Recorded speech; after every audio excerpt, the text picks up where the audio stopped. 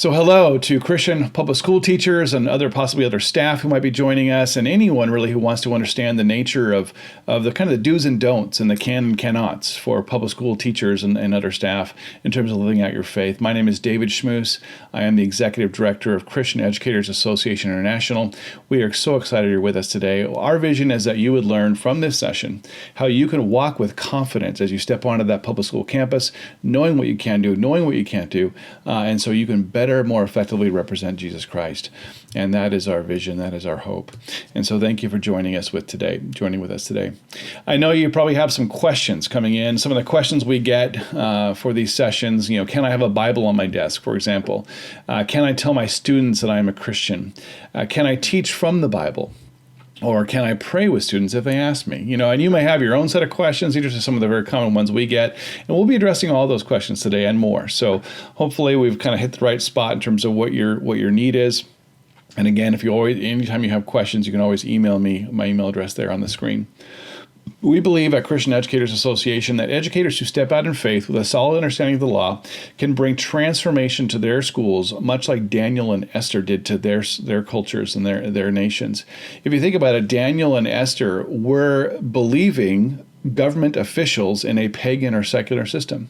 They worked for the government, and that required them to do certain things that maybe they didn't want to do. But it also gave them a position of tremendous influence. And when God called upon them, when they stepped into circumstances and had to take those risks and exercise their faith, God used them to dramatically impact their cultures. And so we believe that Christians in our public schools positioned, ready to obey God, to trust Him, to step out in faith, and sometimes in risk, which I'm not sure those things are any different. My founding pastor of my church used to say, faith is spelled R-I-S-K. And so anytime we're engaging in an exercise of faith, it always involves risk. We're not talking about breaking the law, in a willful or a reckless sense, but we're just talking about, hey, there's times that God calls you to do stuff, and if you're willing, we believe that properly equipped, you can make it a tremendous difference. And so here's what we're going to be talking about today in this Teach with Faith session. We're going to talk about the critical federal law that everyone must understand in order to really know how to navigate these issues. What specifically under that law is allowed. And also going to talk about navigating the minefields. What are some of the really challenging situations that teachers are finding themselves in a contemporary sense? And also, we're going to finally talk about how Christian educators can come alongside and help you. And although this is not, unfortunately, a live event, so we don't have a live Q&A, again, you can certainly send questions to me via email, and I will respond to them. And a quick disclaimer, I am not an attorney, which means this is not formal legal advice. Please do not take it as such. There may be policies and laws in your state or your district that I'm unaware of that may impact some of the things we're talking about. So whenever you're in doubt, please get the advice of an attorney who's familiar with your situation. All right, that critical federal law that we need to understand in order to know our role is actually easy. It's the First Amendment to the Constitution. The nice thing about this is it applies to all 50 states equally, and so we don't need to worry too much about state-by-state differences because in this case there really are none. The parts of the First Amendment that we're going to look at briefly are the Establishment Clause and the Free Exercise Clause. These are two parts about our religious rights in the Constitution, and they're very important for us. So here's the First Amendment. Congress shall make no law respecting an establishment of religion or prohibiting the free exercise thereof. That is the Establishment Clause first, and then there's the Free Exercise Clause following it. There's the Establishment Clause, and then let's talk about that for a minute. The Establishment Clause. We'll come back to the Free Exercise Clause. All right, the Establishment Clause has a historical meaning, and I was a history government teacher in high school for 15 years, and so I love this kind of stuff. But I won't try to go too much into the tall grass with you.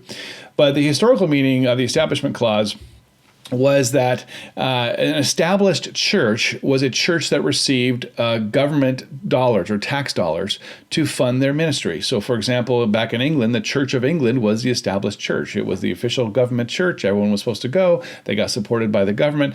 And so when the colonists came to America, we tend to think they didn't do this because later that was not the case. But originally they did do this. They set up state churches. For example, in New England, you had the Puritan Puritan or Congregational Church was established.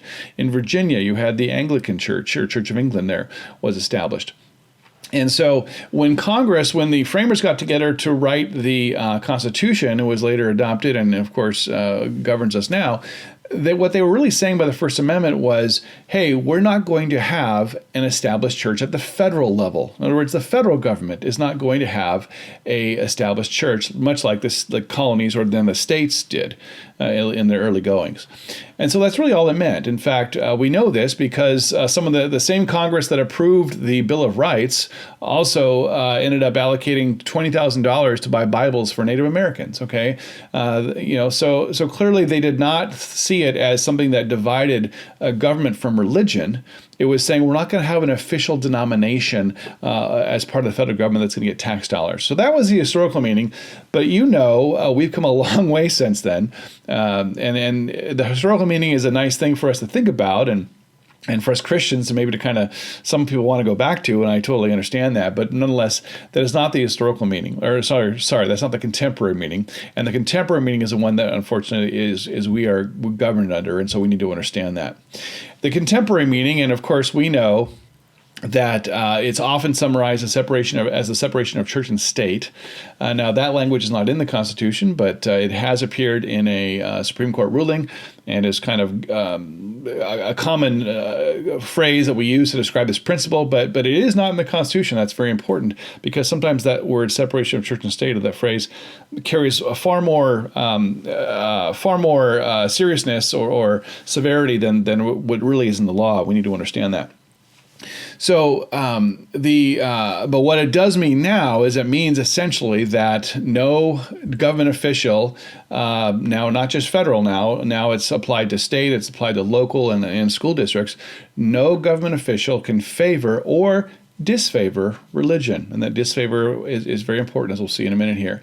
So essentially, the way that the Supreme Courts have now over the years, as we say, the Constitution is what the current Supreme Court says it means, or that's what the Constitution means, what the current Supreme Court says it means. I wish we had more originalists, on our Supreme Court, but the reality is that's how our system has evolved, and that's the laws that we're governed under. So a public school official, teacher, anyone cannot favor or disfavor religion. Here's a quote from a resource that we recommend.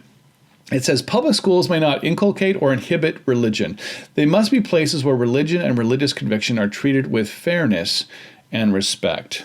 And this, again, is a resource you can download at our own website for free. And the great thing about this resource is this is endorsed by about 20 different various groups from across the political and religious spectrums who have all agreed, yes, this is what our Constitution says about religious expression. So this is a document you could take to your principal or take to your school board or your superintendent and say, see, this isn't Christian Educators Association saying this. This isn't my religious lawyer group, okay? This is people from across the board, including the NEA, by the way, the National Education Association, is one of the signers to this document.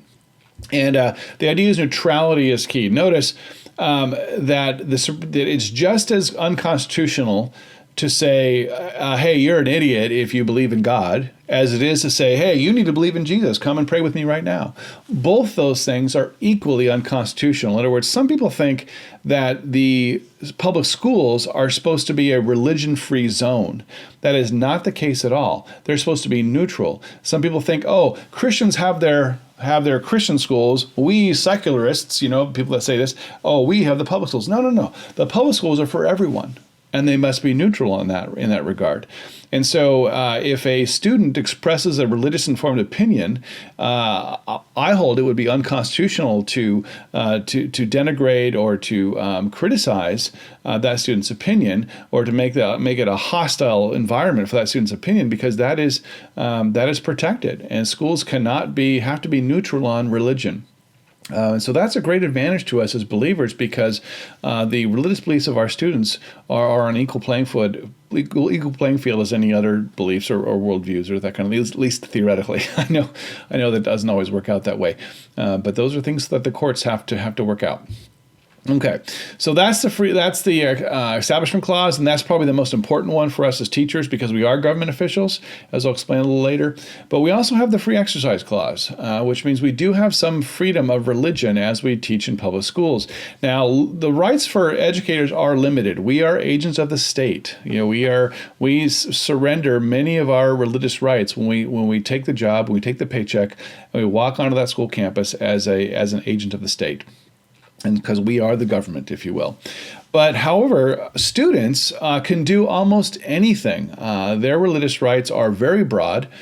In fact, they have the same rights as any other student to express opinions or organize clubs or pass out literature or things like that. What they can't do is they can't disrupt the school day. For example, if your teachers are in the middle of a lecture, and the student jumps up on the desk and says, "Oh, we all need Jesus. Repent right now. Who wants to pray with me?" No, that would be, students would be appropriately censored at that point, not because of what they said, but because of when and how they said it.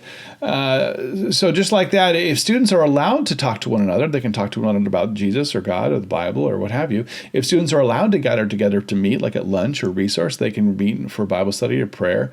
If students are allowed to pass out literature, they can pass out Christian literature and evangelistic literature.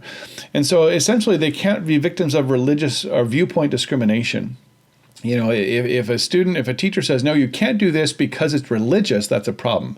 If they say you can't do this because no one's allowed to talk at this time, or it doesn't meet the criteria of the assignment, if you say a student included a reference to Jesus or God or the Bible or something like that in their homework, which is generally okay if it meets the criteria of the assignment. The reason the school gives for shutting down any kind of speech or behavior or activity cannot be a religious reason. It's got to be some other reason, like school safety or the educational pursuit or whatever they might give, but it cannot be a religious reason. And I would also say students must be the leaders of official school clubs. And if you want to know more about clubs, I did another session for this conference here. We have other information on our website about doing how to lead clubs and those kind of things, which we won't be covering here. If you want to make available to your students more information about their religious rights, we recommend this booklet called Free to Speak, which is right now in the process of being revised, and it's coming out very shortly. Should be available by the time you see this. And so if you want to get access to those little booklets, which basically just runs down what the Department of Education says about your rights as a student or the rights of your students on a public school campus, a very short booklet, very easy to read with your students or provide to them. And so hopefully you'll make that resource available to your students. All right, so let's get into the nuts and bolts now of what is actually allowed. What can teachers do? And I wish the list was a little longer, but nonetheless, here it is. Teachers obviously can engage in personal prayer. They can, obviously no one can tell you can't pray. You can pray to yourself. You can pray over your desks when you walk into your school, walk into your classroom. You can pray as you walk the halls. You can prayer walk your campus. In fact, I know a principal who used to prayer walk his campus every morning, and one day he had a fight in this campus, and he realized the one day he had a fight was the only day all semester that he forgot to prayer walk. We have authority that we carry with us in Christ to pray on our campuses. So I encourage you. No one can stop you from praying by yourself personally over your classrooms or over your campus. You can get involved in teacher prayer groups. Now, the trick here is you can't obviously do it while you're supposed to be teaching, but on your duty-free lunch, after school, before school, you can certainly gather to pray. Just like another group of teachers could gather to walk or take an exercise, do an exercise class together, or read a book together. If the teachers can gather for any other reason, they can gather to pray or Bible study or anything that you would like to do. You also have the freedom of personal expression. The free exercise clause allows you to express yourself. The idea is you don't have to lie about yourself to be a public school teacher. So if a student asks you, "Hey, Mrs. Jones, are you a Christian?" "Yes, I am a Christian." Say it's Easter time and you're doing a lesson about Easter. Student Mrs. Jones, "Do you believe that Jesus rose from the dead?" "Yes, I believe Jesus did rise from the dead." Mrs. Jones, which church you go to? Oh, I go to the First Baptist, or whatever it might be. Yeah, you can answer those questions. Now, you cannot use that as an opportunity to launch into a 20-minute proselytizing sermon, but you can certainly answer questions honestly, as long as you're not trying to manipulate or get them to believe as you believe. Be careful you're not manipulating the questions themselves. You're not staging things to get them to ask the questions. Be careful about that. By the way, courts have generally ruled that they're a little stricter in these cases with younger students and with older students because younger students are less able to differentiate fact from opinion.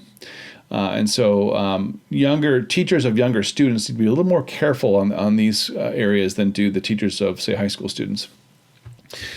All right, you can also teach about religion. In fact, it's good to teach about religion. Kids need to know about religion. They need to know what the various religious systems believe and where they came from and how they impact the world. And so you should teach your students about religion, but you've got to do it in a neutral sense. The way to generally do that is to say, hey, Christians believe blank, Muslims believe blank, Buddhists believe blank, and don't get involved personally. Don't make it about you and your beliefs or what should people believe. Just say, hey, these are the beliefs people have, and try to do it as fairly and as objectively as you possibly can.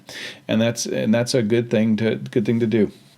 And also some states, more and more states now are allowing Bible as literature classes.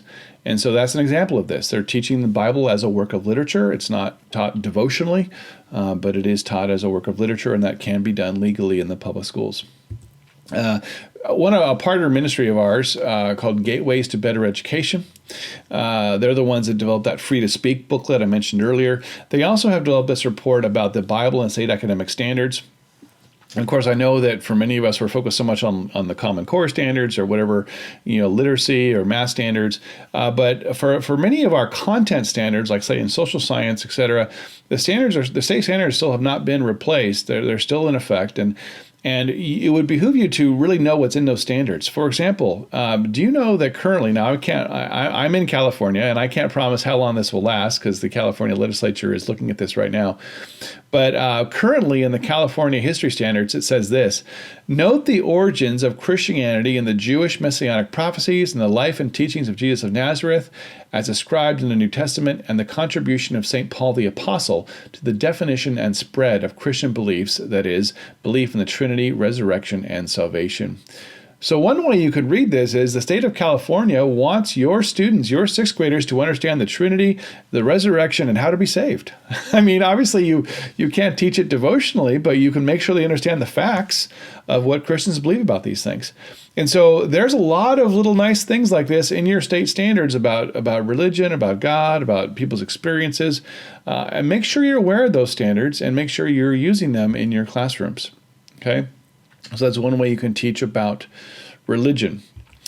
All right, so let's do a little check for understanding and also a little explanation of some specifics. I'm going to pose some questions up here, and I'm going to, these are questions maybe you may or not have, and I'm going to tell you the answers to them, and then kind of why or why not. What is the part of the Constitution that really informs this issue and kind of tests your constitutional awareness as we go here? So think of this as a little check for understanding quiz, if you will, a formative assessment. So can I have a Bible on my desk? What do you think? Think to yourself, free exercise clause, establishment clause. If I have a Bible on my desk, am I establishing religion? Or is that something that's part of my rights as a person to have personal items on my desk? That's a free exercise issue. Which is it? Well, generally speaking, there is some divided precedent in courts over this. But generally speaking, it is, yes, under the free exercise clause, you do have a right to have personal items on your desk, pictures of your spouse, knickknacks, so devotional calendar, this kind of stuff. If you have a personal workspace, it's simply your classroom. As long as you're not making it, super obvious or drawing unnecessary attention to it, yes, you are generally allowed to have a Bible on your desk. That being said, there's a very important principle involved here, and that's insubordination. Let's say that a student complains about the Bible on your desk, and your principal tells you to remove the Bible from your desk. Okay? A lot of teachers are tempted to say, no, I have a right to have this Bible on my desk, and I'm going to fight. Well, be careful with that. I'm not telling you not to fight. I'm just telling you that it has have some wisdom here, because in that case you can be fired for insubordination rather than the issue that was at hand. In other words, you can be fired because you disobeyed a directive of your principal, not necessarily because of the Bible per se. Rather, you want to go ahead and remove the Bible, and then talk to your principal. You can call us as well and say, "Hey, we'd like to have a conversation. I believe I have a right to have the Bible on my desk. Here's why." Present them with the evidence, and again, we can help you with that. And then see how that conversation goes. And if that conversation doesn't end up with the resolution, then that's when we call lawyers and we get people involved that can fight for your right to have that Bible on your desk. But I would just encourage you, go ahead and follow the directions, generally speaking, of your principal, of your school officials, and then talk to us, and then try to enlighten and do it with a loving heart. All right, can you pray with students? I think most of you probably figured out by now that unfortunately to pray with a student would be favoring religion as a school official. And so no, that would be a violation of the Establishment Clause of the Constitution. I know that there are many times in our lives as teachers that we have students come to us, and this happened to me dozens, if not hundreds of times in my 15 years of teaching high school history and government, where I had students come to me and say, "Mr. Schmoos, I'm dealing with this terrible situation." And I wanted to pray for them, and sometimes I did. In fact, many times I did. But I knew I was breaking the law. True confession. But at that point, I thought, well, is this kid less important than my job? And or do I feel the Holy Spirit leading me to do this? And so I can't tell you how to answer that question. But if you are going to break the law in this regard, if you are going to pray for students, you need to know you're taking an informed risk in that regard. I never got one complaint. I did because I did it gently, and I didn't do it in public. I didn't use my class as a bully pulpit. I didn't manipulate kids. But if they would come to me and they needed help, and of course, I'd get them outside sources and all that. I wouldn't use prayer as necessarily just a substitute for other things they needed as well. But I would say, "Hey, do you have any kind of faith background?" And they would almost always say, "Yeah, I go to this church, or I used to go, or what have you." And I would say, "Well, would you mind if I prayed for you?" And again, these were 16, 17-year-olds. These were older kids typically. And so they had a little bit more agency, if you might say. And they never, they didn't say no. And I prayed for them, and I didn't draw it out. It wasn't long, but I did pray for them. Again, but I knew I was treading on in a territory that was not really kosher with the Establishment Clause. And so you got to decide for yourself where you stand on that. But that's the law, and I want you to understand what the law is. Okay. Can I answer a question about my faith? Yes, you can. Of course, the free exercise clause, as I said earlier, allows you to answer those questions about your faith. Could you wear a cross necklace? That's an interesting question. I would put this in the category of, say, could a Muslim teacher wear a head covering? And I think, generally speaking, we'd say, yeah, that would be sort of a reasonable accommodation for someone's religious views. And so, yeah, generally speaking, if you want to wear a cross necklace, that would be your right under the free exercise clause. If you wear a T-shirt with a turn or burn on it, or some kind of abrasive or outlandish Christian message on it that is very in your face, I would think that might not go so well for you. But a more subtle message that just sort of identifies you as a Christian, like a cross, generally speaking, would be okay. Can you invite students to an event at my church? Well, I would say not directly. That would be a violation of the Establishment Clause, assuming you're talking to them on campus in your role as a teacher. Now, if you happen to run into them at Starbucks in your community, oh, sure, then you're not a teacher at that point, and all bets are off. There's no controlling legal issue there regarding your role as a school teacher. But if you're on campus or if you're in your role as a teacher, no. All right, can I say Merry Christmas? Yeah, you could absolutely say Merry Christmas. I mean, it's possible you'll have one of these crazy school officials, principal, superintendent that says you can't, in which case, follow what they say and call us. But But generally speaking, yes, you can say Merry Christmas. In fact, to ban Merry Christmas, I believe, would be an unconstitutional hostility towards religion. Remember, we talked about with the Establishment Clause, that idea that you can't establish religion, but you also cannot establish non-religion, right? You got to be neutral. And to ban Merry Christmas, I would think would be an unconstitutional hostility towards religion. And so I would think that'd be fine to say Merry Christmas. Can you have your choir sing sacred music? Yes. The principle involved here, and this has been ruled on extensively by the courts. The principle here is that the idea is, think about this. If you were to study music and to ban anything sacred, there'd be whole genres of music where you would not have good examples of, for example. And so, yeah, courts have recognized that the study of music always involves, to an extent, a sampling of sacred music.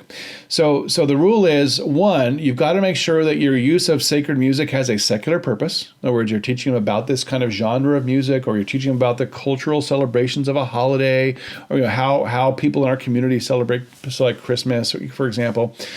And it's got to be balanced with other selections. So your selections can't be just religious, or I would suggest it probably can't even be predominantly religious, but there can be a sampling of religious selections, and that's generally the courts have ruled that is okay. So basically, if you at your Christmas concert, if you sing Silent Night, you also want to make sure you sing, Santa Claus is coming to town, or this kind of thing. Can you put religious quotes on your wall? Yeah, with discretion. There have been some cases where teachers have been required to remove religious quotes from their walls, and usually those cases are where there was not a sense that there was a balance with other selections idea. I used to have, for example, a bunch of different quotes from my wall. I quoted from the Declaration of Independence. I quoted from, I don't know, John Locke. It's been a while now. I've forgotten some of them. George Washington. If I had put a Bible verse up there, as long as it wasn't sort of more of an evangelistic, like you must believe or call in the name of Jesus and be saved, as long as it wasn't something like that, but it was more sort of a proverb kind of thing that kind of fit the genre of the other kinds of quotes I was using, that generally is fine. So there's some discretion there, but yeah, you can't say that you can't have any religious quotes on the wall if you have other quotes up there, or if you're going for that kind of thing.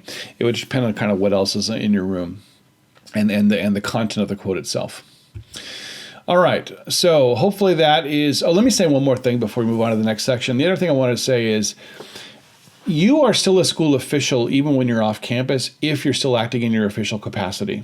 So let's say that you want to invite students to an event at your church, and you think, hey, I'm a coach, and we're at a game, we're at an away game, I'm off my campus, or I'm on the bus, or we're on an overnight field trip even, and you're building a relationship with a kid. Realize though, if you're acting as that official school representative on that field trip or on that sports travel team, game, you're still a school official. Okay. For example, Coach Kennedy found this out. When he was up in Bremerton, Washington, he wanted to pray on the football team with his. He wanted to pray by himself, but his team joined him. And after a while, he started to end up praying with kids. I think the prayers were silent, but nonetheless, he admitted they were prayers. And so he thought he was sort of off duty, and that was just something he wanted to do. But he wasn't off duty. His kids were still on the field. They were still in their uniform. And so he was still supervising them. And so that's a tough situation. My heart goes out to Coach Kennedy, and there's certain aspects of his case. I hope he wins. If you're not familiar with Coach Kennedy, you can look that up. But in fact, we just published a article about that on our website very recently. So, but yeah, that's the issue. If you're still on duty, then these rules still apply regardless of your physical location. Okay.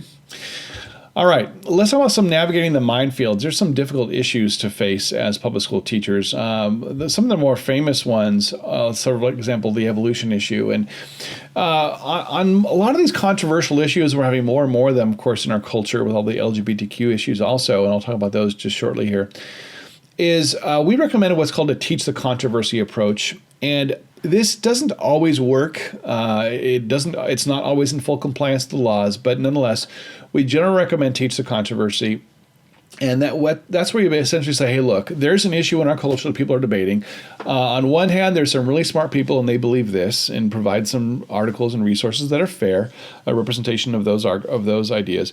And then there's other people in our culture who believe this, and present some articles and information that's fair and representative of that position. And give those things to your students, and they can research other stuff as well, and let them decide what they think. And that's a general way you can bring up issues that you might want to have service in your class, but they're not tied to you. You're not telling the kids what to believe about them. You're simply giving them an opportunity for discovery. In many cases, that will be a defensible academic pursuit and allow you to possibly see your kids introduced to material they wouldn't otherwise be introduced to. But in some cases, I want to warn you, even teach a controversy may not work in some of these more radical curriculums and laws we're running into. And so, for example, in the evolution issue, the courts have already ruled that if you're teaching what we might call creation science, the courts have specifically ruled that creation science is not science but religion. And so I would encourage you not to teach anything labeled certainly as creation science, or any speakers who are kind of fall into that label, or writers. Intelligent design, be careful with that as well. Now, what I would encourage you to do instead is say, hey, what are critiques of evolution that are scientific that could be introduced into my curriculum? And there are lots of them. You have academic freedom, of course, as a teacher, to bring in outside sources as you feel that they are relevant. But we generally encourage you not to ask permission from your principal first. I don't usually give the advice to people, hey, it's easier to get forgiveness than permission. But in this case, it has some merit, and here's why. Because if you go to your principal and say, hey, principal, I want to teach this unit, including a bunch of critiques of evolution, is it okay? What you're asking your principal to do is you're asking your principal to transfer the liability or the responsibility of that unit from you to them. And the chances of them doing that are probably actually pretty slim, unless they're really kind of in lockstep with you and that's kind of their agenda too. And so our encouragement to you is, hey, use your academic freedom as a teacher to just simply bring in things. And this is not any kind of secret agenda. This is just, hey, this is good science, right? Any scientific theory should be examined from multiple perspectives and challenged to see if it holds water. And you're just doing that with your students is what I would recommend. And then if you get challenged on it, explain what you're doing, explain why it's good science. But ultimately, they tell you you have to teach the curriculum. You have to teach the curriculum. There's no right you have as a K through 12 science teacher to teach what you want. You are hired to teach a curriculum, and the courts have ruled that the principal and the school boards have a right to set that curriculum. And so if you are shut down, unfortunately, you're shut down. That's why you don't want to ask permission ahead of time. You just want to do it, and do it in a way that's going to be honorable, that's going to honor your students as little scientists who are learning how to critique and how to learn these things for themselves, and not in an agenda-driven ideological way. So that's our recommendation. Now, the LGBTQ gender identity stuff. This is, of course, becoming more and more difficult for us as Christian educators. We're seeing more examples of this kind of thing in our public schools. The gender-bred person, that gender is simply a social construct, is really no relation to your biology. And for those of us who take seriously the biblical mandate that male and female, He created them, and that God is designed for us to express our male and femaleness. This is a hard thing for us to see happening to our kids. I think it's child abuse to introduce gender confusion to kids, sometimes as early as kindergarten, where they really don't have the emotional or intellectual capacity to understand these things. And kids have gone home crying from kindergarten class because they were scared they were going to become a boy or a girl, and they didn't understand those issues. And so I'm really concerned that we're abusing kids through this transgender ideology.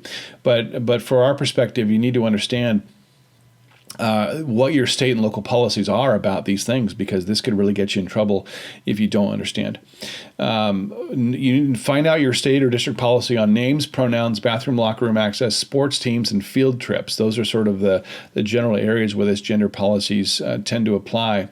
And here's a map I found that kind of charts out what these laws are. And if you're in one of these darker green states, realize that the laws in your state are such that that you really have to respect the gender identity of a student. If they say they're a girl or a boy, then they're a girl or a boy in terms of sports teams, even in terms of overnight field trips. And the crazy thing is, in some of these laws, most of these laws, that the privacy protections are such that you can't even tell the other parents or the other kids involved, hey, oh, by the way, the person sharing your hotel room on our overnight field trip, it looks like a girl or pretends to be a girl, but is actually biologically a male.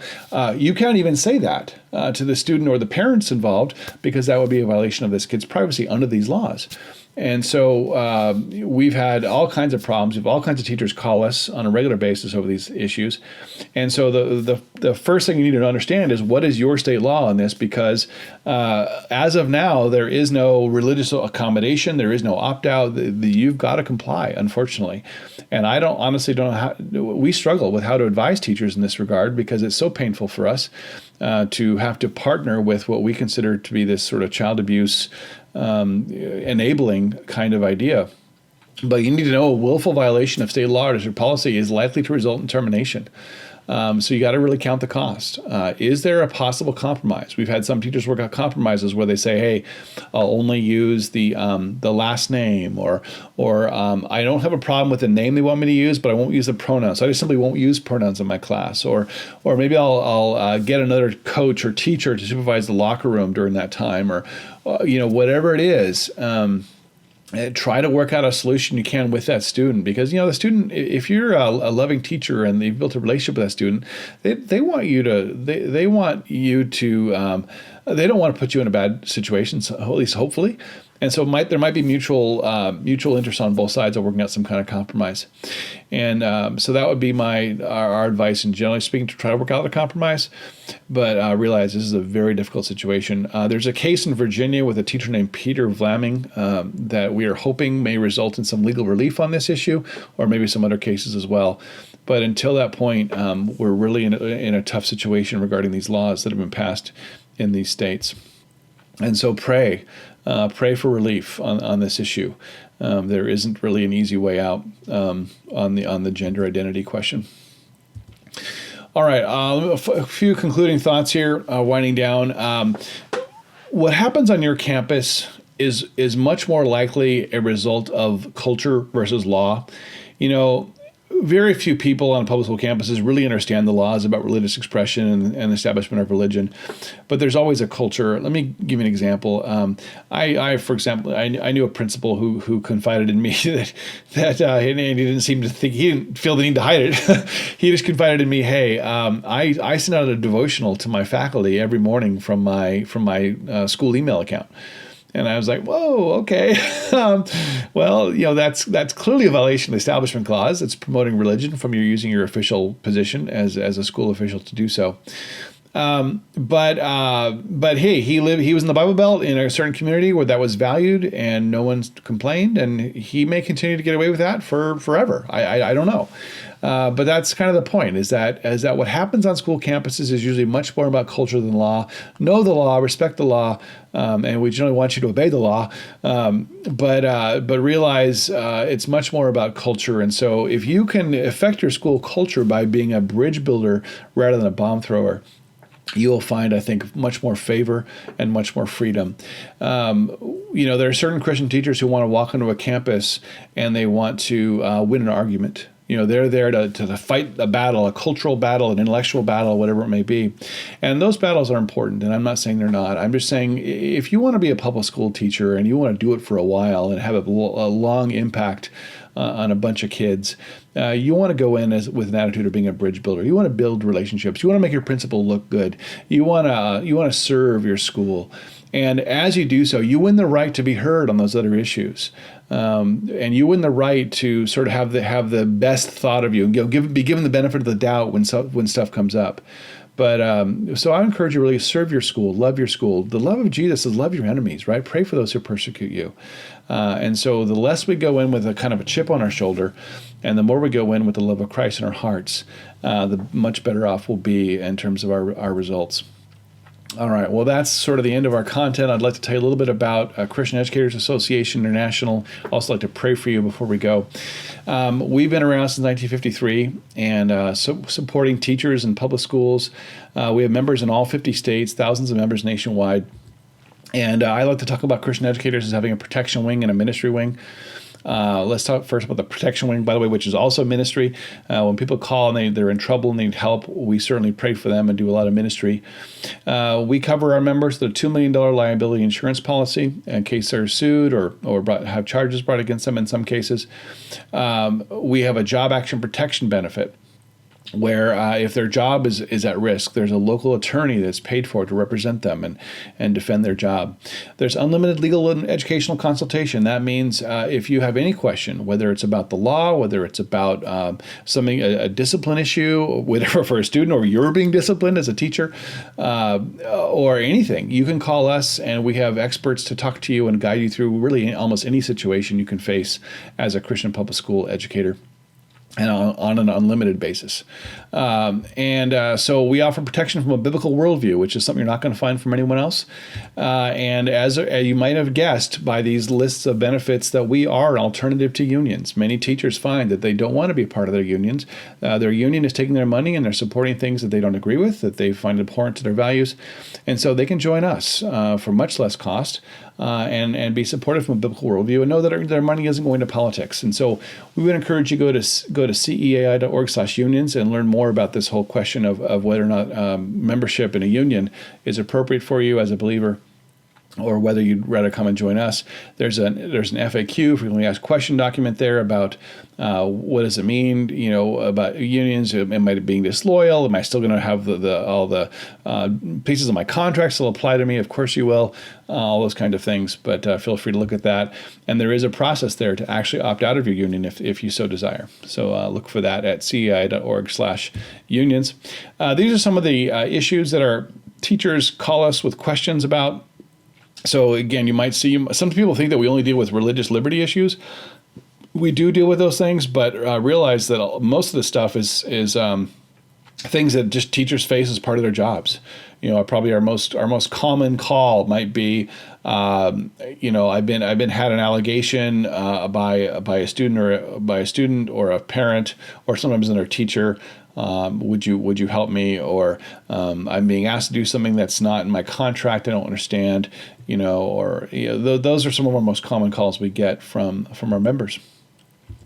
And we also have a ministry wing. Our goal is to transform schools with God's love and truth. We want to see the Great Commission fulfilled. We don't want to break the law, but we want to see Jesus represented as an ambassador, with ambassadors like public school teachers on our public school campuses. So we offer Lift America events, our Daniel Project, which is a weekend conferences.